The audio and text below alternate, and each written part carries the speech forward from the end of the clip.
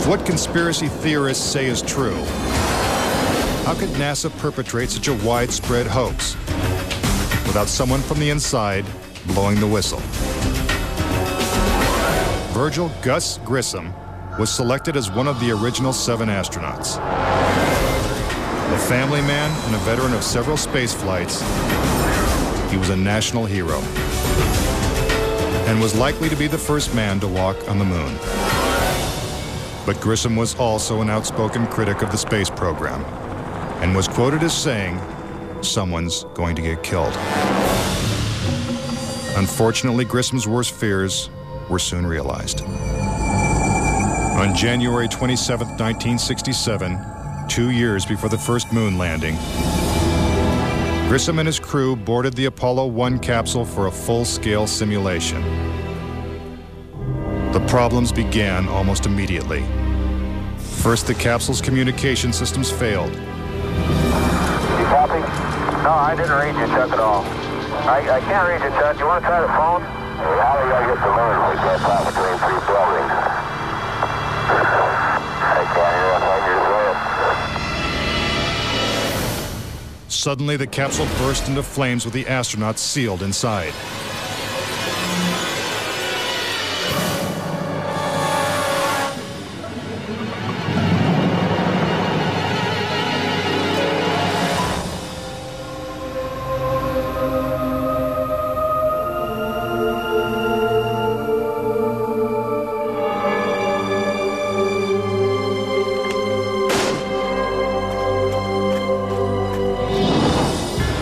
Tragically, Gus Grissom, Ed White,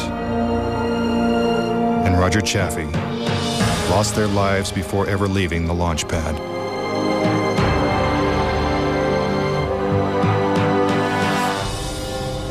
Gus Grissom's family believes the Apollo 1 fire was no accident.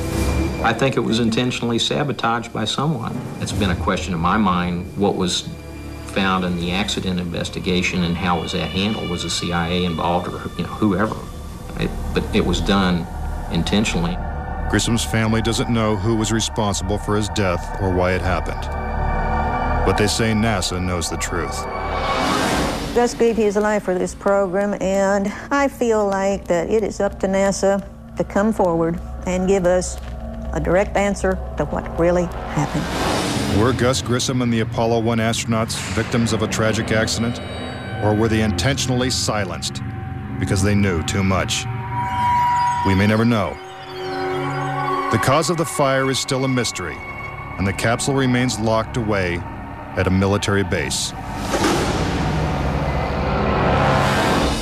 But Grissom wasn't the only Apollo critic to meet with a suspicious and untimely death.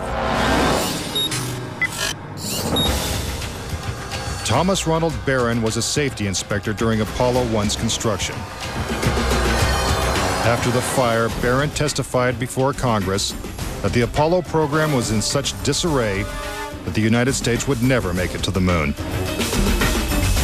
He claimed his opinions made him a target. Has there been any pressure on you by NASA? Nothing. We were, my wife and I were somewhat harassed at home when this first thing broke some time back, but it's gone away now.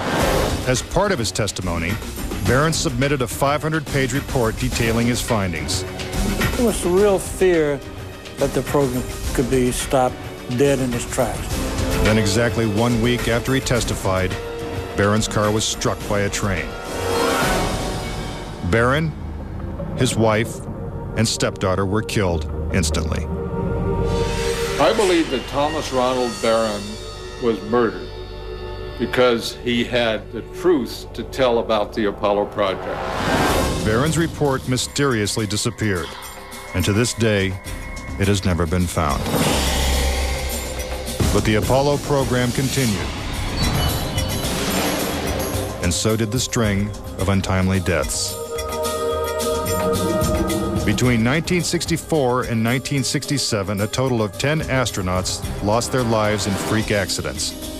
These deaths accounted for an astonishing 15% of NASA's astronaut corps. To keep something that's alive wrapped up and covered over you've got to eliminate all the people that can talk about it.